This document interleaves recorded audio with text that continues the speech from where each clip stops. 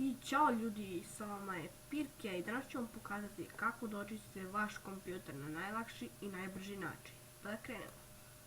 Sve što vam je potrebno jeste CC Cleaner, mislim to se zove cleaner. Evo ovako, ostavit ću link u opisu videa.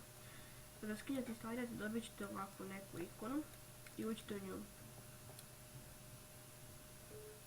Znači uđite u nju. I otvorit ćemo ovako, meni sad traži neki update.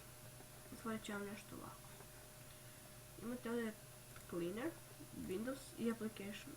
Idete prvo na Windows i onda idete ovdje Run Cleaner. Sačekajte se ovdje sve dođe do kraja. Evo ovako, sad ćemo da vidimo za koliko će da očisti ovaj moj kompjuter. Ide brzo, ali 250 MB kao što vidite. Pa da vidimo što ima na Application. I tu ćemo da idemo Run Cleaner. Sačekamo malo da vidimo koliko će ovaj očistim. 0 bytes. I to je bilo to. Vidimo se u sljedećem klipom. Lajkujte, subscribeujte, šerujte naravno ako vam radim. I ćao!